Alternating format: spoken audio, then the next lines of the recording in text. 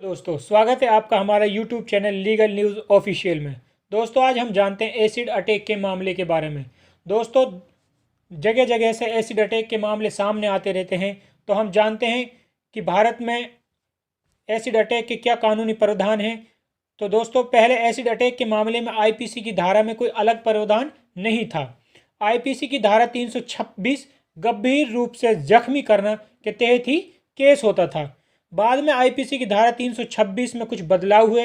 बदलाव के बाद 326 ए और 326 बी आया।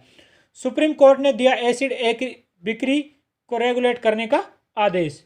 एसिड अटैक को रोकने के लिए सुप्रीम कोर्ट ने केंद्र और राज्य सरकारों से कहा कि वे एसिड की बिक्री को रेगुलेट करने के लिए कानून बनाएं। अटैक के शिकार महिला को इलाज और पुनर्वास के लिए 3 लाख रुपये का मुआवजा देने का भी प्रावधान बनाया। एसिड अटैक के मामलों में मुआवजा राशि 7 लाख रुपए है। इस राशि को एसए ने तय किया है।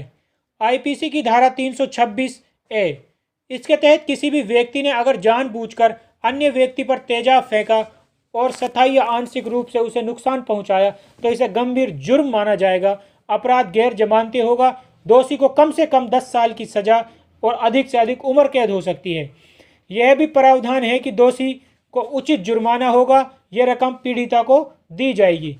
और आईपीसी की धारा 326 बी में इस धारा का संबंध एसिड अटैक के प्रयास से है। इस कानून के मुताबिक किसी व्यक्ति ने अगर किसी दूसरे व्यक्ति पर तेजाब फेंकने का प्रयास किया तो यह एक संगीन अपराध है।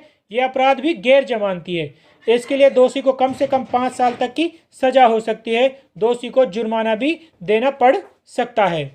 तो दोस्तों अगर कोई तेजाब से किसी के ऊपर तेजाब फेंकता और वो जख्मी हो जाता है तो उसे कम से कम 10 साल की सजा होगी और उसे बढ़ाकर उम्र कैद तक भी किया जा सकता है। और उसे पीड़िता के लिए दोषी से रकम को वसूल किया जाएगा और उसे पीड़िता के लिए दिया जाएगा।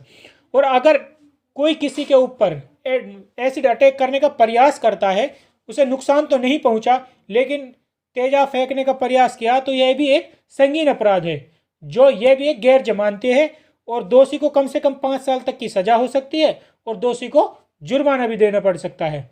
तो दोस्तों ऐसे ही लेटेस्ट कानून की जानकारी जानने के लिए हमारे YouTube channel legal news official को सब्सक्राइब करें और दोस्तों लाइक एंड कमेंट ना भूलें।